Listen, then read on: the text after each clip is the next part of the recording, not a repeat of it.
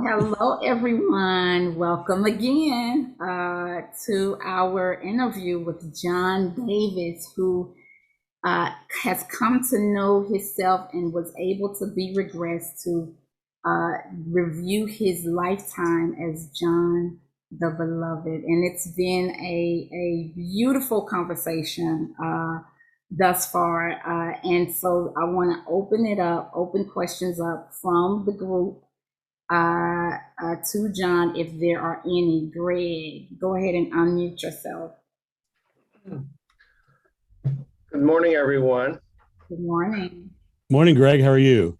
Very good. Thank you for your time this morning. I loved Oh, your story. thank you. And thank you for being so kind and saying thank you, because I think that there's more of us need to be more gracious in the world.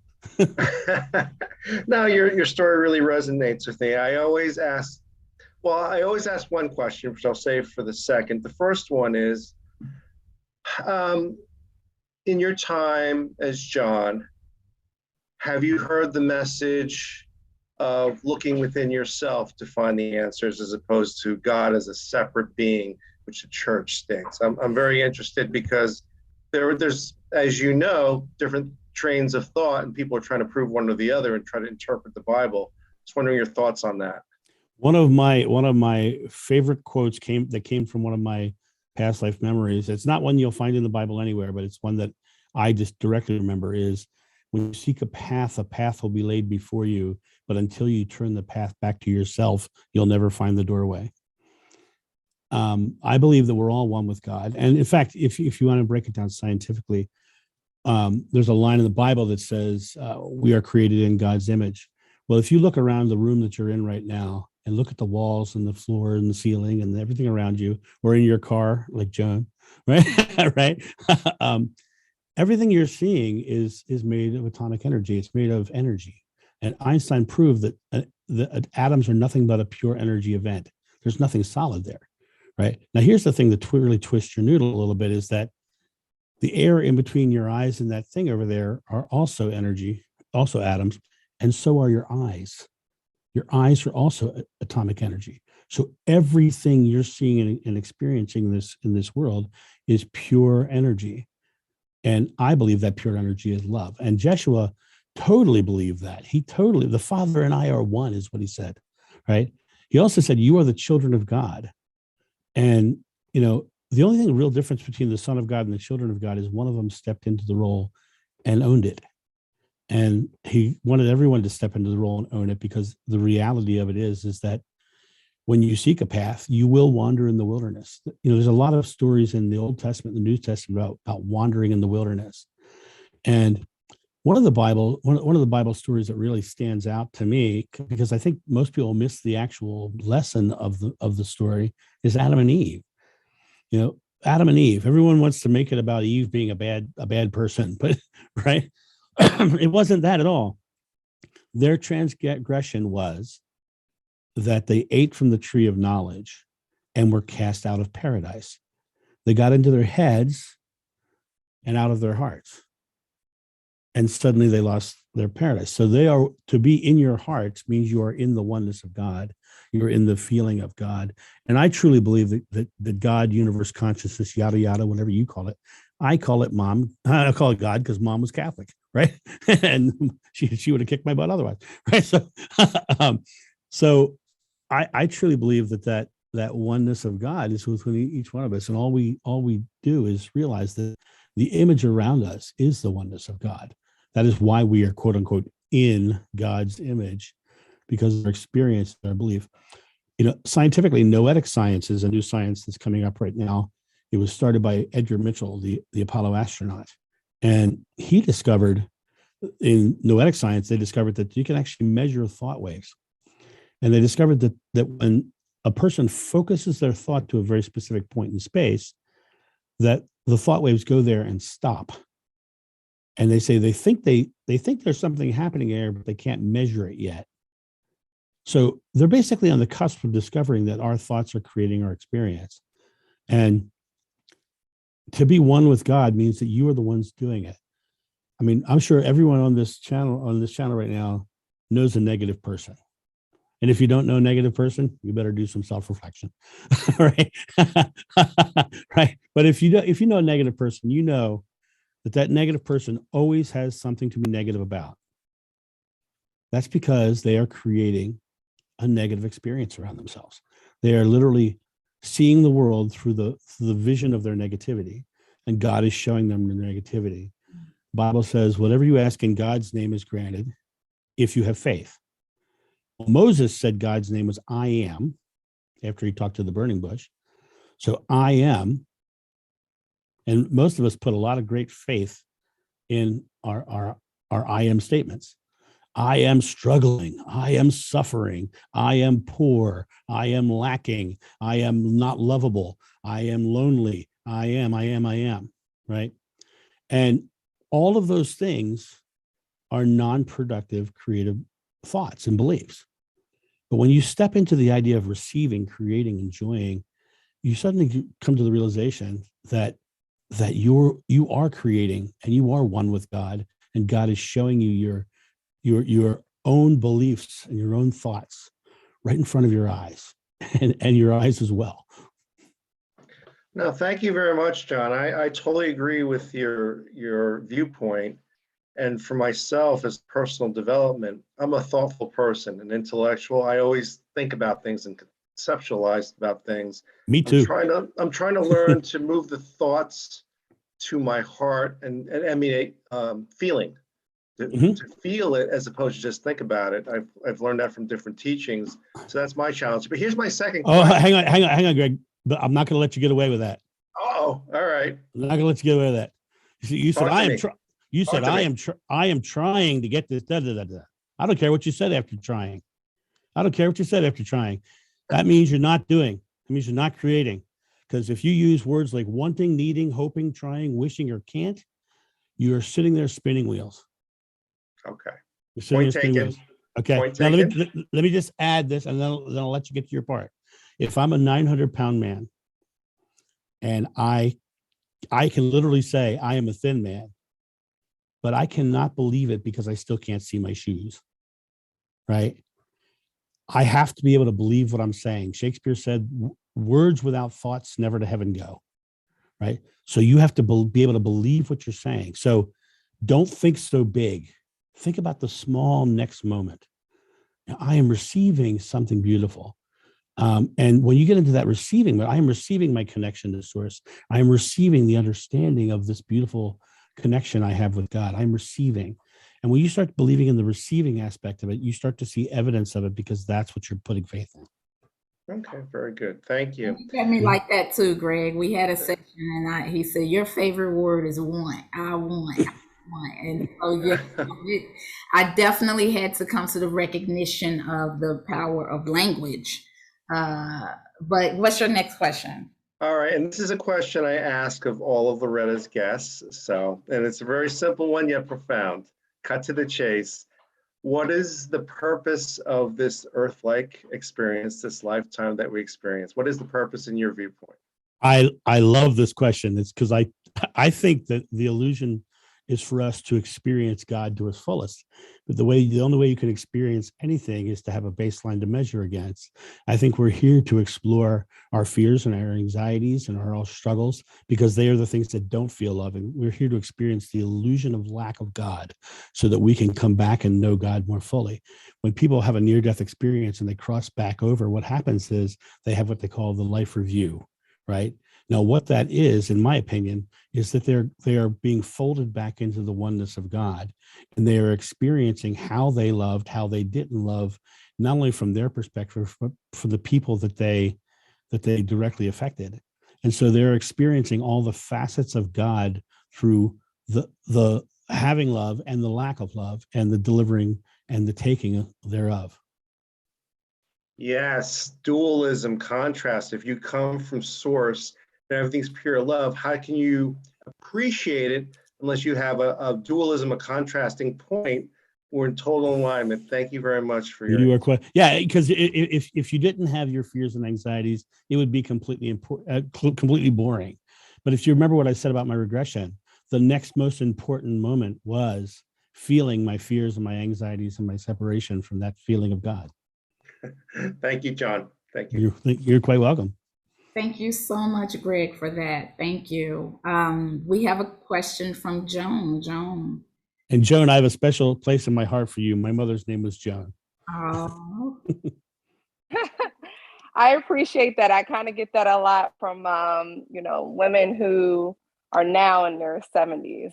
That's like a popular name. It was very Joan. much a popular name. Yes. and the reason she named me John, people have often asked why she named me John. I'm John because 6 months before I was born, John F. Kennedy was shot. So Oh, okay. there was an influx of Johns around that time. Nice. So my question to you is, when it comes to when Jesus was living and the healing portion, can you explain to me as far as the dynamic? Was it him speaking and then the person receiving to manifest, and that's when the healing happened? Joshua had a complete understanding that all healing comes from their faith. And there's a famous story in the Bible of going to Bet Shean. Now, I have a memory of Bet Shean, and when I went back to Israel, I actually went to the ruins of Bet Shean. But in the Bible, it talks about avoiding Bet Shean because no healings could be done there. And the reasons no healings could be done there is because Joseph the carpenter did a lot of work in Bet Shean, and they knew Jeshua as the son of the carpenter, and they could not believe that the son of the carpenter could heal them because that was where their faith was. And so we would get to that town and we'd stop in the outside near like a dry riverbed, and John and his brother James would walk into the city and say, Jeshua is out by the wash, and if you want a healing, he's out there. And the people of faith would come to him. He was exceptionally good at being the loving presence that they could basically drink from when they put the faith in. But then he knew full well that it was their belief. Now, let me tell you, before COVID, and 10 years ago, I actually quit doing this work a long time ago and came back to this work just recently because people were too invested in who I was opposed to what I was trying to teach. And I thought I was being a detriment to the teaching. So I actually stopped for almost a decade. And I had a book written about me, and I was speaking all over the country. I was doing all kinds of things. And I left because I didn't want the teachings to get messed up. But the key to the teachings really is that everything you experience comes from you. And, the line in the Bible, two or more are gathered in my name, there so I am. The two or more gathered is coming there with loving intention, and being there with loving intention, you can drink from that. But when I was doing that work years ago, I would go in and speak at an event, and then I would stay for 2 days and I would do private sessions, in-person private sessions.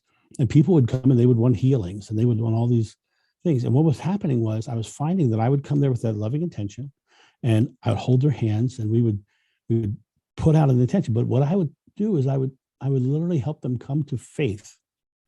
My whole concept was bring them to their faith, because there is no healers. There's only healing facilitators, people who are helping people come to their faith.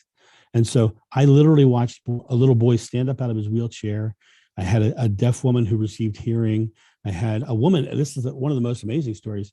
I was in Canada, and we were speaking at a church, and then I was doing private sessions in the church, one of the church offices, and there was a knock at the door, and this woman had come to the wrong door because she was trying to find the nuns to give her money to go get this impacted tooth solved. Her face was swollen like a grapefruit, and it was pushing the teeth out of her mouth. That's how swollen it is. Utter pain. We brought her in. I just opened up to that loving, unconditional source, and I guided her to her faith. I guided her to believe. By the time she walked out of that session, she had no swelling, she had no pain, and she was in perfect health. And she says, I'm healed. But if you listen to the lines, I am, God's name, healed. Whatever you ask in God's name is granted if you have faith. So my job was to take her to this moment to faith. And so that's the way the healings were done and are done.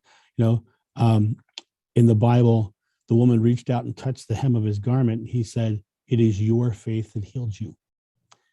So it really comes down to the person receiving the healing has to be the one who believes it. And if they don't believe it, then they don't get healed. Does that answer your question, Joe? Yes, it does. Thank you. Okay. I felt like I was like going off on tangents, maybe. I love that. That's definitely consistent with what I believe as well. And I also read in this book that Jesus never overrode that person's belief system. So if a person did not want to be healed, he did not override that boundary. So and here's an interesting thing is he didn't have the ability to override their boundaries. Because no one does have the ability to override anyone else's boundaries. It all comes down to the person's belief and faith. Thank you. Thank you, Joan, for the question. Brittany, you have your hand up. Go ahead and unmute yourself. Brittany, how are you? Hello, I'm good. How are you? Thanks for coming in today. I really appreciate it. Oh, well, thank you. Thank you very much. Yes, I really loved your the Jesus story. So I wanted to ask, from your perspective, just how was he? Like, how was it being around him? I love this because the man was funny. He would make you laugh at any given moment, and he would pick on you. And he was like the greatest funny comedian brother you could ever have.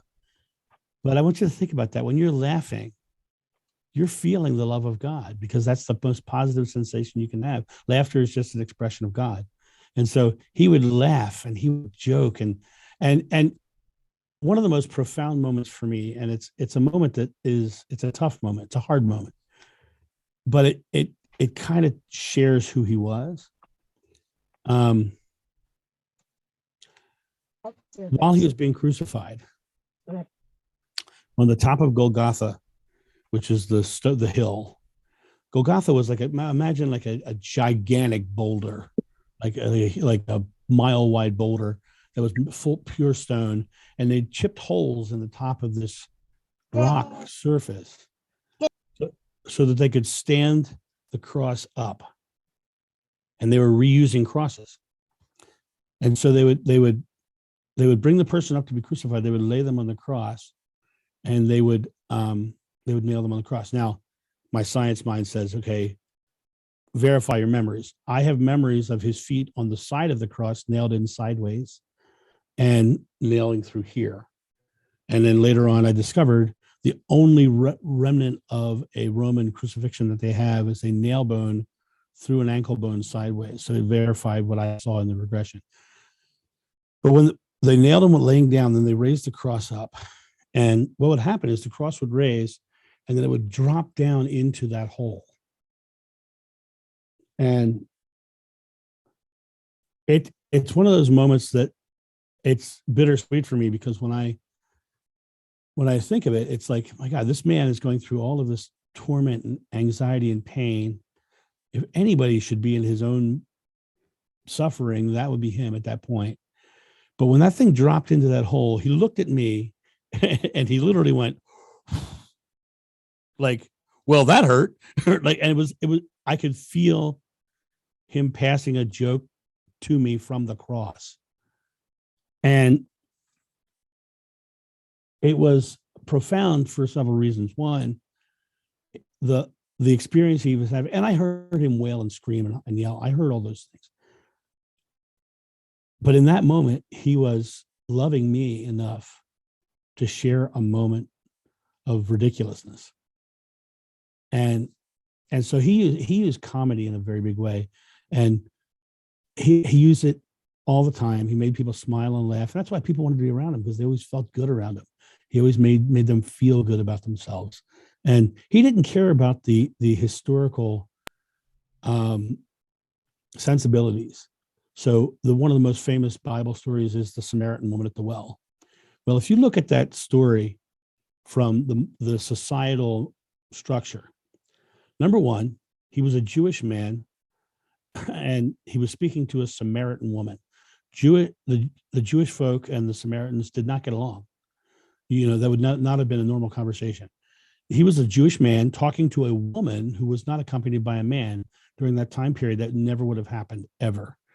It was also the Sabbath. He was traveling on the Sabbath, which is against the rules of the Sabbath. You're not supposed to travel. You're supposed to sit in prayer on the Sabbath. So he was traveling on the Sabbath. He was speaking to a woman. He was speaking to a Samaritan. And then he told her everything she ever did, which is basically a psychic ability. Bible says, you know, psychics can see yours are bad, right? So he did all these things. She ran around town telling everyone, you know, come see the man who told me everything I ever did. So he did all the norms of the society back then. He did not in any way, shape, or form subscribe to. He was always about what was loving and what was joyful and what was creative. And then when things didn't go that way, he got mad too. And he, you know, he's a normal person. He just had this understanding that he himself, you know, could be his authentic self and who he was and what he believed. And yeah, he was a funny guy. And people say, what kind of jokes did he play? I don't remember it that way. And they always want me to say like he was like people going to take a drink and he turned it into wine or whatever. Yeah, that stuff didn't happen, right? Because it wasn't the way manifestation works. But yeah, he was a joyful, loving guy. And his favorite food that I remember was figs. He ate a lot of figs. Does that answer your question? Yes, it does. Thank you so much. I appreciate it. Thank you. You are quite welcome. You're quite welcome. He did eat meat as well, though, right? He did eat meat. He ate and he ate. People want to argue that with me that he must have been a vegetarian and all this stuff.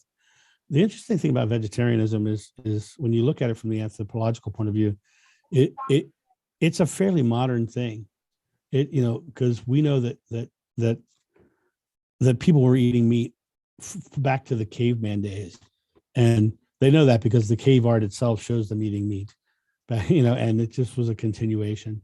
So, of course, everything back then was organic. Nowadays, yeah, we have to be very selective about what we eat. Thank you so much for that, Brittany. Yes, that was one of my questions. What was his personality like? Yes, that was beautiful. Thank you, Brittany.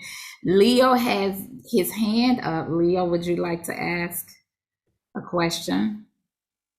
Yes, first of all, I want to say thank you for having me on. Thank you, David. Hi to everyone. When you were giving a story about Jesus, it was like, it's like I felt like I was there. It felt like I was there experiencing it. And for some reason, and Loretta knows a bit about it, my experiences as well. From since when I had this dream about Jesus in a church, and I felt the love from him. It's like I cannot seem to pick up the Bible to read it because I feel so, what's the word? Like there is a sense of disconnection in the Bible. And when you're talking about David's talking about the Bible, and you're talking about the things that he remembered and so on, it's like I can feel his truth because it so much resonates with me. And in that sense, speaking, it's like I felt a sense of peace while he was talking, and it really makes me feel like I was like, yes, I knew the thoughts that I've been having, the conversations I have with beings in my dream state, things that I hear, they tell me and so on. It's like, I'm like, yes, it's true. It's actually true. Someone else is actually saying the same things, but from a different angle, you understand? Because you had that past life regression and so on. But mine seemed to always come through dreams, So I just want to say thank you for kind of solidifying a thought process or a belief system that I've always had from a young age. So thank you, thank you, thank you, thank you. Oh, thank you. you are quite welcome. There's something I'd like to say about what you said. The word Christ is antithetical to Jeshua's teachings. The word Christ is antithetical to his teaching because the word Christ means anointed one. And that means that it's someone who's separate from the others, someone who stands apart. And he never believed that. He never believed in Messiahs, Christ, or saviors. And here's the thing that most people don't realize: the most deadly spiritual thought that has come into the world, religious thought that has come into the world, is Christianity. The Crusades were Christians invading the Holy Land. The Spanish Inquisition was Catholics wiping out huge sections of the world. South America was run over by missionaries trying to take over the Incas and the Mayas. The United States was created when Protestants came and kicked the Native Americans off their land. Almost every war that has been fought has been won in the name of God, right? And Adolf Hitler was a Christian. And Timothy McVeigh, the Oklahoma City bomber, was a Christian. And George Bush Jr., when he went into Iraq, told the Saudi prince, God told him to invade Iraq. And when you look at the outcome of that war, 5,000 Americans tragically lost their lives. Almost 2 million Iraqis lost their lives in that war in the name of God. And so Christianity is 100% antithetical to what Jeshua taught. And when you look at what Gandhi said, he said, I love your Jesus. I don't like your Christians. Wow. Yeah, what you said there is like I said, it so much resonates with me because I speak to people and it's like what I'm hearing you saying, I haven't studied like you. It's like, it's just thought processes that come in my head. And well, one of the things you're saying is that you're feeling your truth, right? Yes. And my mom said, spirituality is a personal journey. You've got to find what you believe. What you believe is your truth. And so when you feel your truth, it makes you want to follow that truth. And that's really the key. There's another quote in the Bible that says, in my Father's house, there are many mansions. There are many ways to get to the source, but only if those ways bring you back to love. If your way brings you to love, then it's the right way. That's right. When someone comes to me, in questioning religion, questioning the Bible, questioning possibly their own faith and so on, and you give them something that may be different from what they normally know or maybe believe in. And because I'm very sensitive to energies, and I could feel what they're feeling, and it's like I could feel like as if there is chaos in them, at that moment. There's fear in them. There's fear in them. Yeah. But I don't want to take too much of the time, Oh, no. What they're experiencing is the fear of not being right. They have defined themselves by their faith, by their belief, and somebody says something that challenges them, they want to attack. Now, let me tell you, just from my personal point of view, when you start broadcasting to the world that you remember the life of an apostle, you better believe that people are going to come out of their woodwork to tell you how wrong you are and to call you names. I mean, that happens to me, but it's interesting. And this is something I want you to take heart in because you're an empath. You feel that expression. When you are feeling those expressions, you're feeling their fears, right?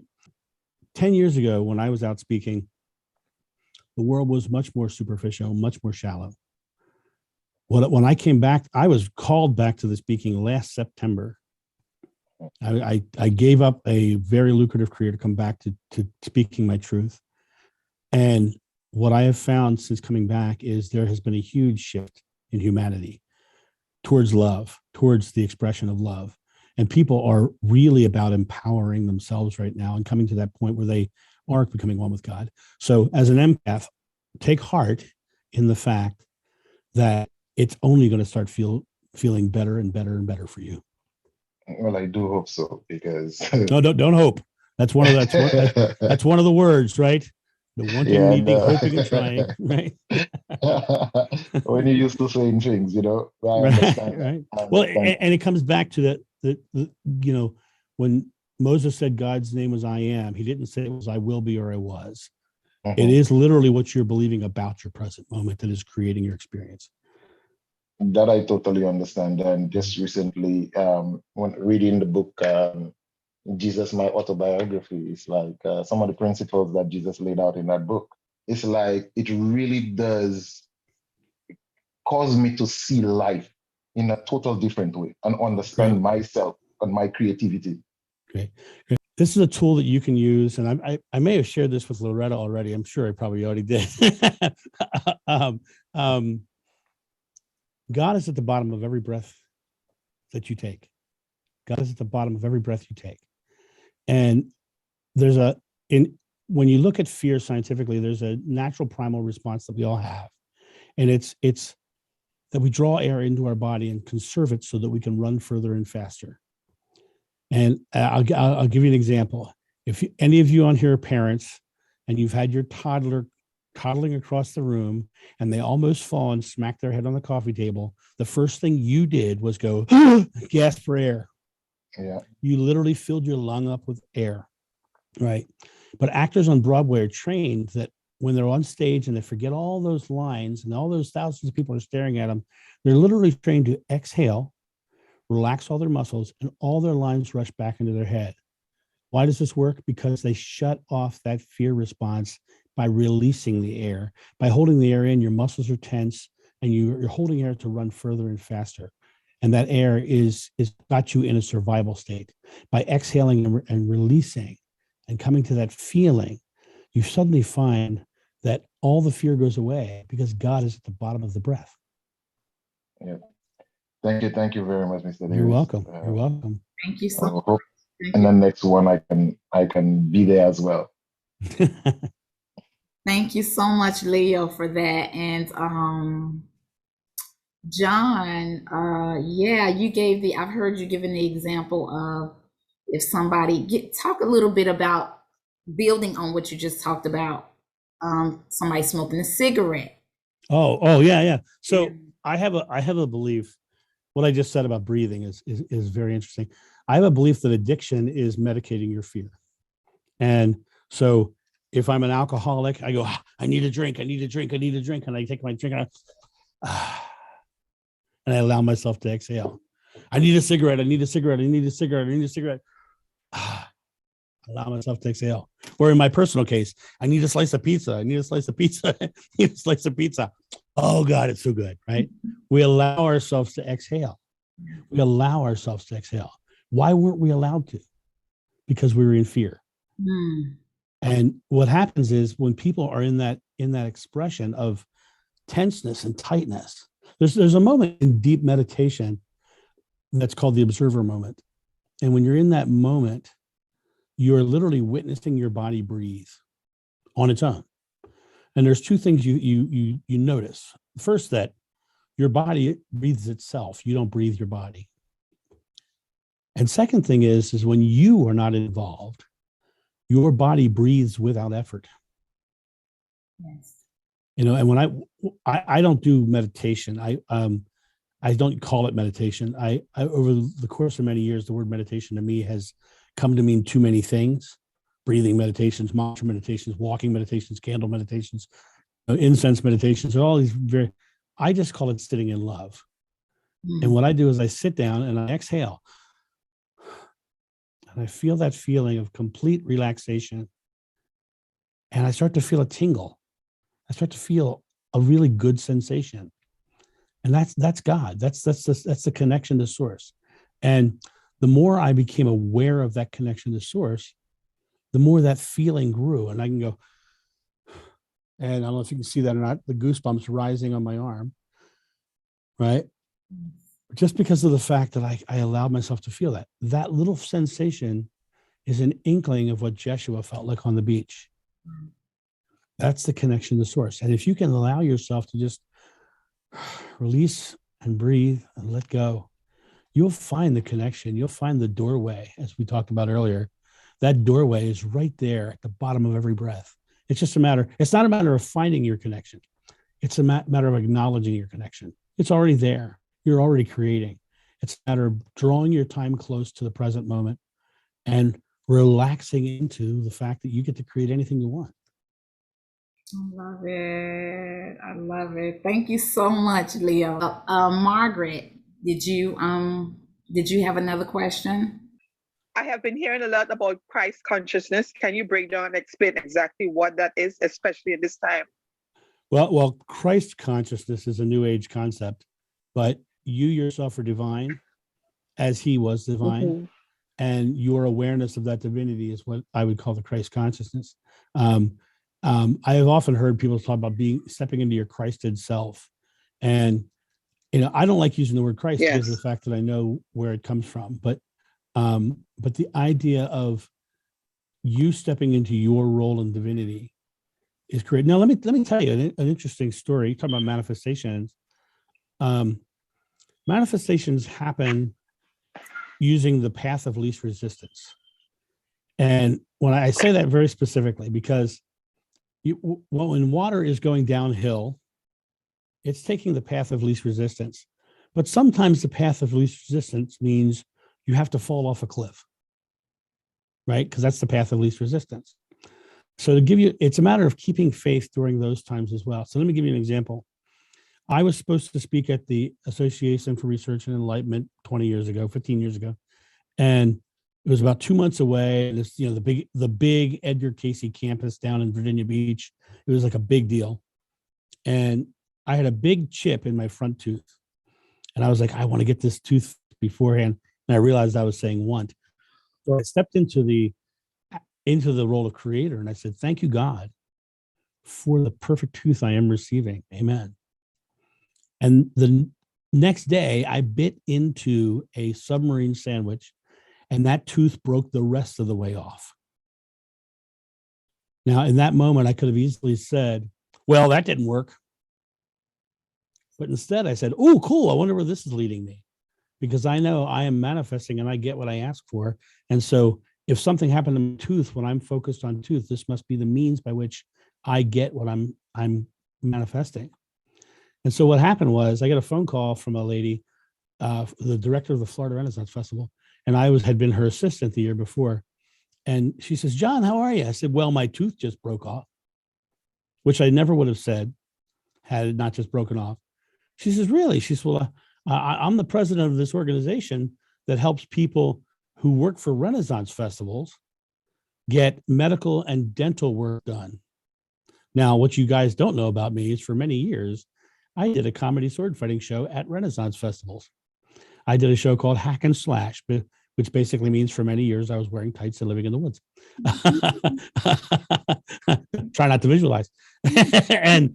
But what happened was, she says, what's it going to cost? So I ended up going to the dentist and getting an estimate. And he said, well, that broke, but this is also this. And I came back to her and said, Carol, they want $3,000. She said, let me see what I can do. And she overnighted me a check for $3,000, and I got the work done for free. But the interesting part about that is, even when it seemed like the water was falling off the cliff, I still believed I was getting to my destination, no matter what it looks like. Yeah. We can look at our struggles, or we can look at our outcomes. John, that was beautiful. That was absolutely beautiful, and thank you. No, you are quite welcome. You're quite welcome. Thank you. Thank you so much, Margaret. Thank you for that. So I just have two more things, John, if no one else has anything. I wanted you to share your story about when you traveled to Egypt and you had a completely different experience that someone else had when they were in Egypt. It's one of my favorite stories. And I in the year 2000, that was right around the time that I had just found out about my past life, and all these psychics were telling me, and I got my regression. And then 2 weeks later, a famous author, a famous psychic, and another gentleman who remembered his past life as Philip took me to Egypt. And we went and we did a whole bunch of very interesting things, but they left and I stayed in Egypt for 20 days. And I traveled all over Egypt. Everywhere I went in Egypt, I was treated like an absolute prince. And I mean like an absolute prince, just beautifully everywhere I went. Everyone was so kind, so considerate, so loving, everywhere I went. And to give you an example of what that was we eventually went out to Mount Sinai to climb Mount Sinai. And when you go to Mount Sinai, you start climbing at 1 o'clock in the morning. And the reason you start at 1 o'clock in the morning is because you reach the top by sunrise. And so you're watching the sun from the top of Mount Sinai, which is one of the coolest things in the world, by the way. So I get there and I'm climbing Mount Sinai at 1 o'clock in the morning. It takes about 4 hours to climb it. At 2:30 in the morning, an hour and a half into my climb, on the side of Mount Sinai in the darkness, I hear, John, John, which, by the way, when you're in the dark on the side of Mount Sinai and you hear your name being called in the darkness, that's a little weird. But it wasn't God. It was the manager of the hotel that I was staying at, running up the mountain to give me a coat because they thought I was going to be cold. This is how I was treated the entire time I was there. The next day I came down from Mount Sinai and I went to the St. Catherine's Monastery, which is right there at the base. It's an old Byzantine monastery.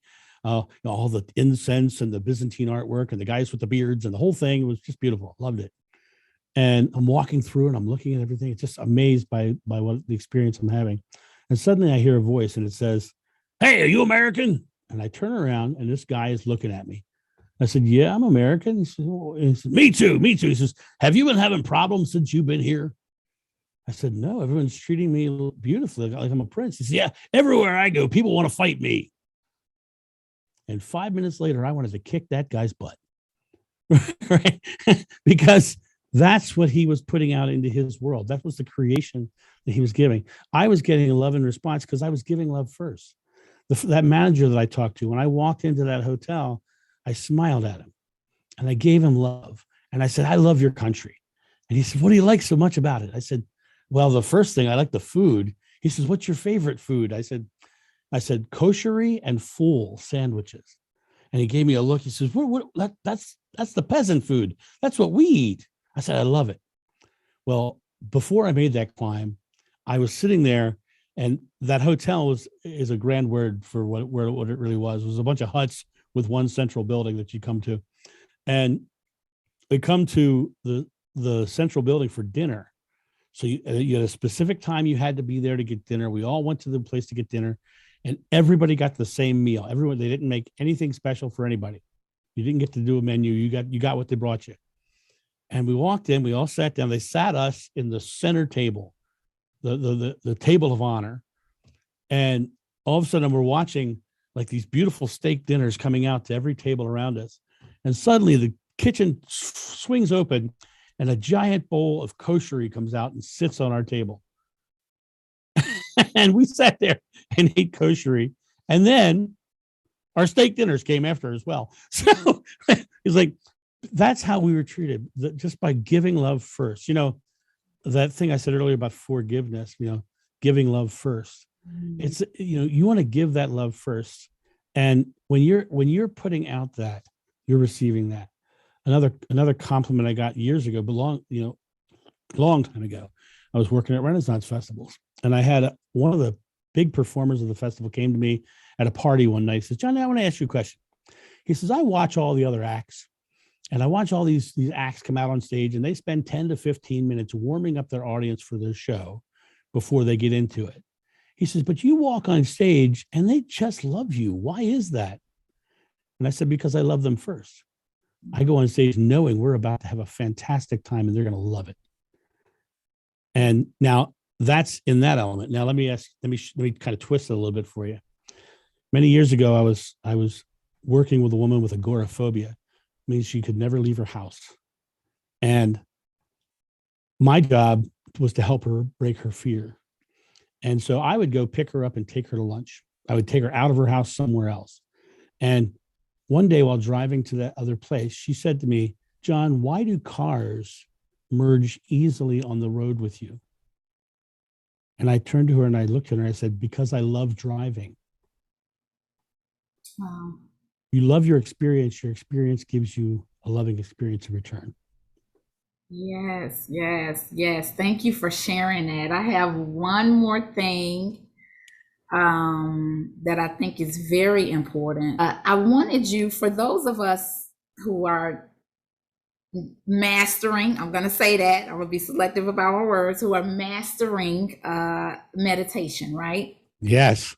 I know with your sessions, John, you start that out with, and you read to your person what you wrote through your automatic writing. And I know that automatic writing is a process that can definitely help us connect. It's a practical way to connect with spirit. Can you talk a little bit about, to my viewers, how they can start that process of automatic writing, so that if they are having challenges with meditation, they can at least be doing that? Yes. Or about channeling in general. Because channeling is getting out of the way. The information is already there. And I want to share this story because this is many, many years ago. I was doing one of those private healing sessions that we were talked about earlier. And in the middle of the session, I saw what could be described as an aura standing beside the person. Wow. And suddenly I felt my consciousness kind of be shoved aside. And suddenly a different voice than mine came through me. And this story is very interesting because of the eventual outcome of this story. So what happened was this voice came through me, called itself Gabriel, which I discovered later was the ancient pronunciation of Gabriel, and came through with all this information. And then when that was happening, John Davis, was feeling this loving essence. And then when Gabriel left, I fell back into my fears again. Well, this was a weird experience for me. I was like, how do I deal with that? And so what we did was I got some very trusted friends together, and we said, let's see what happens if we would do this in private, just to build trust in what this was and figure out what this is. And over the course of the year, we did these Gabriel sessions. And about 3 months into the sessions, Gabriel started referring to himself and me as one. He started saying John I, instead of saying Jill John thinks this. He would say John I. And finally, one of the ladies in the room says, why are you referring to John as John I? And Gabriel, and I'm doing this quote like this on purpose, Gabriel says, everyone is connected, everyone is there. And the various personalities that you see in channeling are not the personalities you think they are. They are the fears and anxieties and doubts of the person not believing the information can come through them because they don't believe they're divine. And so they need the personality to separate themselves from the information. And so I was getting this information, and what happened was over the next course of time, Gabriel went away, and I just started pouring information through as John. And what happened was, after that happened, I no longer had those big crashes back into my fear. Because every time I would do the Gabriel sessions, I would have that love and fall back into the fears and anxieties. The second that was released, I no longer had that. So now when I do a private session, an hour before every private session, and I wish you could see my trash can here. It's filled with little papers, of tons and tons of little papers, right? An hour before the private session, I sit down and I just write the person's name on the top of a sheet of paper. And I just think, okay, what do I have to say? What do they need to know? Tell me. And then words start forming in my head. And sometimes the words are ridiculous and they make no sense, but they're not for me, they're for them. So you just write the word down. And then trust is developed by results over time. You start to trust. Now, I still have my moments of doubt in my own messages. I had one the other day. I swear to God. I sat down, I wrote the person's name down, and then I heard that line from the movie Princess Bride, marriage is what brings us together today. And I was like, no way, I can't be. So I ended up writing that in the margins rather than on the actual center of the page. because I was, how can that be? And then I stopped and wait a minute, is this real, or is this for me or from her? And the next thing I know is I was told to rewrite it in the center of the page. So I rewrote it in the center of the page. And I said, well, I have this one quote that I have to read to you.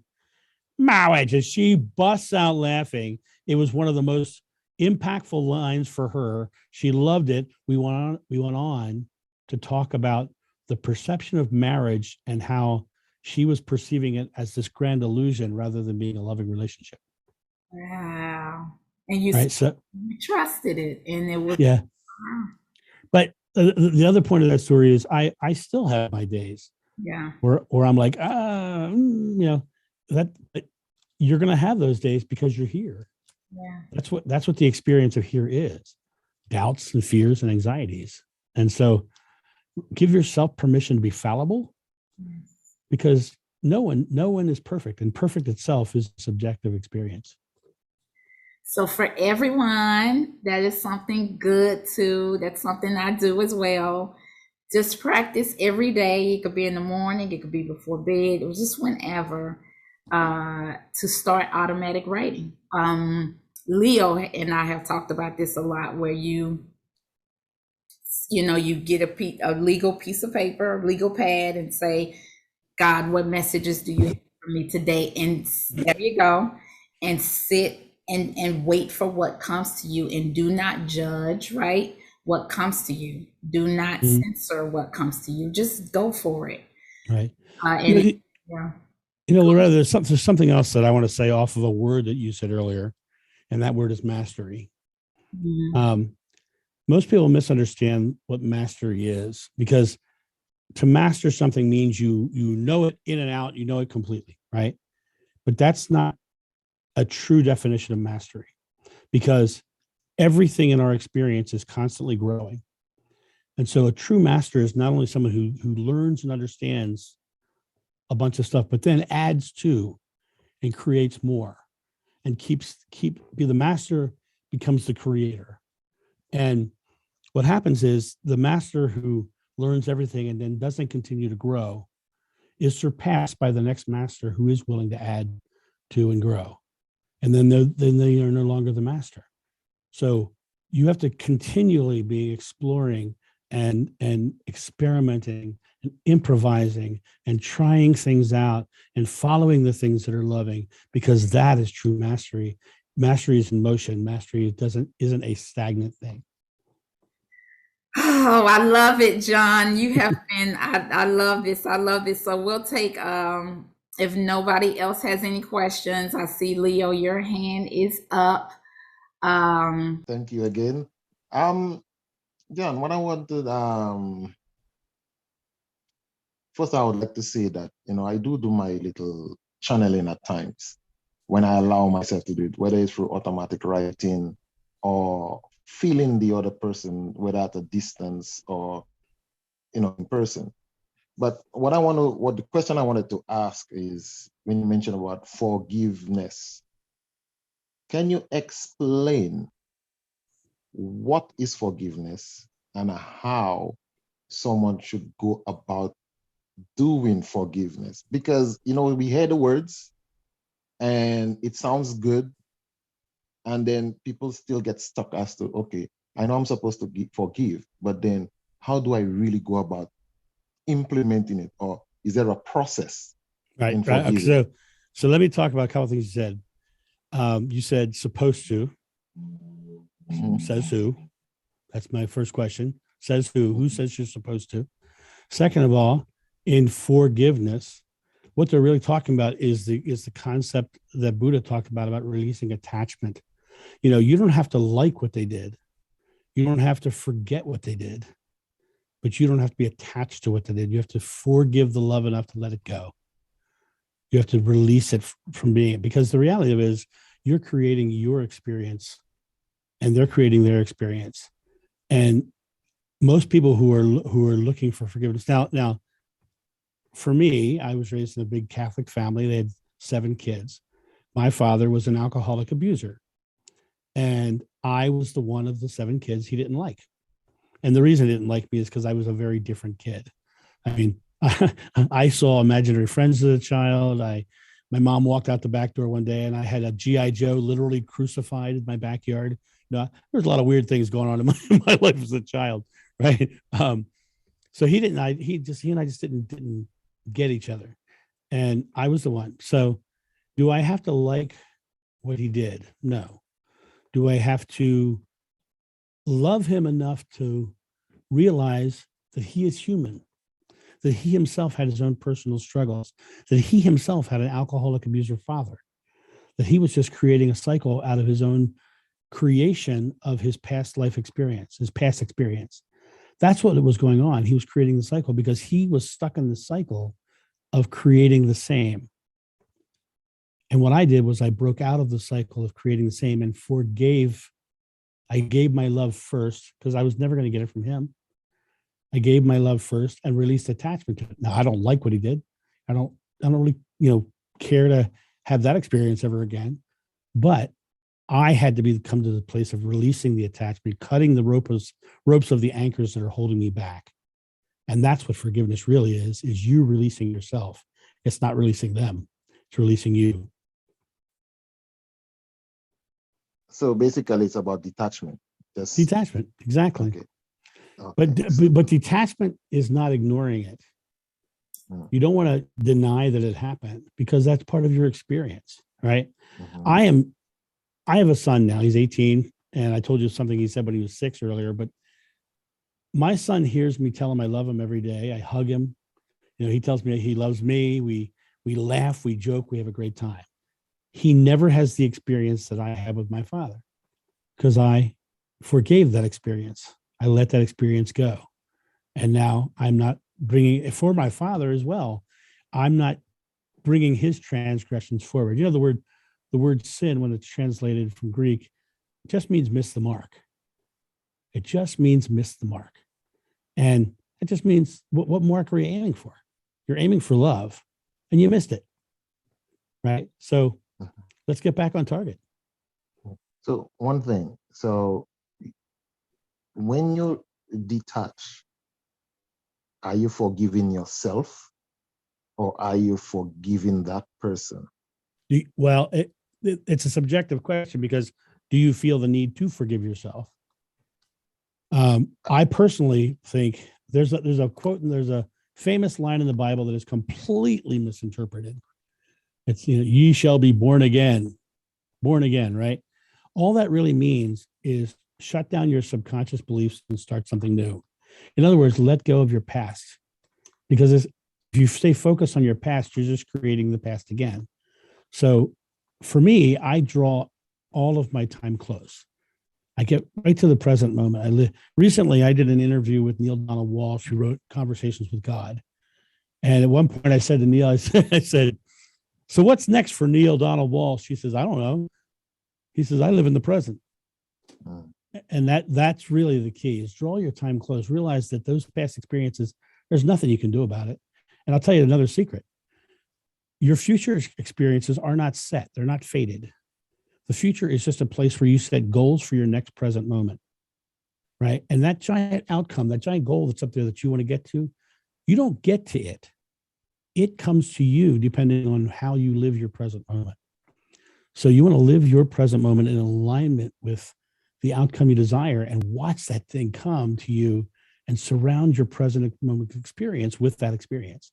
And so if you want to continue suffering in silence or anger with some past experience, stay focused on that instead of staying very present and focusing on something positive and different and changing. Now, the most famous Buddhist quote in history is life is suffering. And when they translate it from the original language of Pali to English, the word for suffering is dukkha.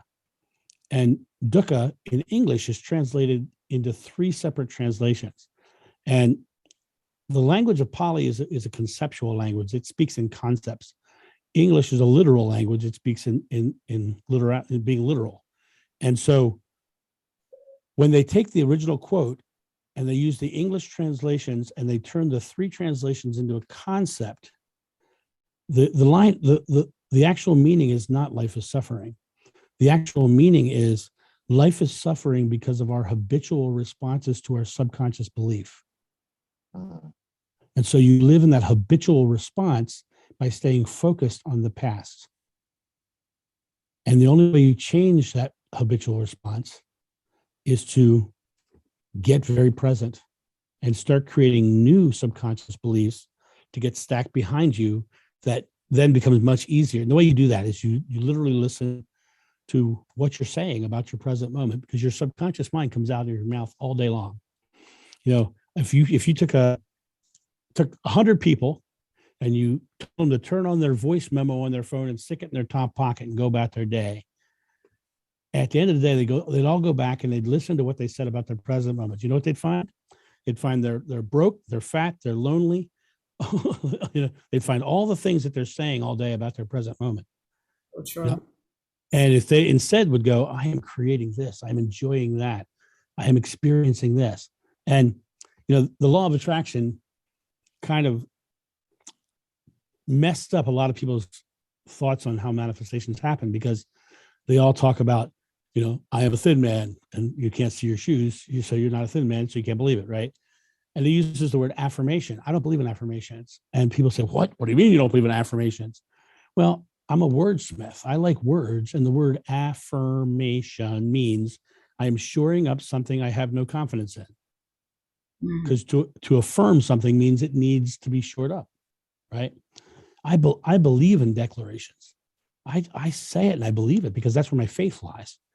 And you can sit here in your present moment and you can put all of your faith in your past experience as truth, or you can put all of your faith in your next experience as wonderful. Wow. When I go to the grocery store, I get to the grocery store and I'm outside the store, and I literally, before I go into the grocery store, I go, and I exhale and I feel that feeling, and I just carry that feeling into the grocery store. Now, for me, when I do that, that feeling is accompanied with a smile. So I walk through the store feeling that feeling, holding on to that smile, and I walk past people and I watch them do a double take and smile. And then I walk down the next aisle and someone will say, well, hello, how are you today? And they'll start talking to me, and they'll express, and we'll joke back and forth, and I'll tease little kids, and we'll, you know, do little magic tricks for kids and things. And the whole grocery shopping experience is a loving experience for me, because I chose to go into the grocery shopping experience loving. I chose to take the moment of releasing all the fears and anxieties that had built up, like releasing a pressure release valve. You know, you're here to experience your fears and anxieties. It doesn't mean you have to live them out every day. And when you realize that you have control of the pressure release valve, then your life changes for the better in a huge, huge way. Thank you. You're quite welcome. Thank you so much, Leo. And this is another good time for me to stop the recording. We're gonna have three parts. Can you stick with us, John? I am here as long as you want me to be here. Okay, because we're loving you. We're loving you. We have and I'm loving you right back, I promise. We have two more people who have a question. So let me again, everyone, John's information is in the description box if you would like to reach out to him. And for guys, that I am giving you guys $50 off of my private session. So if you're interested, that is a private link that I shared with Loretta. So I'm sure she'll share it with you as well. Yeah. And Loretta, how was your experience with one of those private sessions? I am going to open up the next session with that. All right. I'm going to let everybody know how my session was. Okay. Love everybody.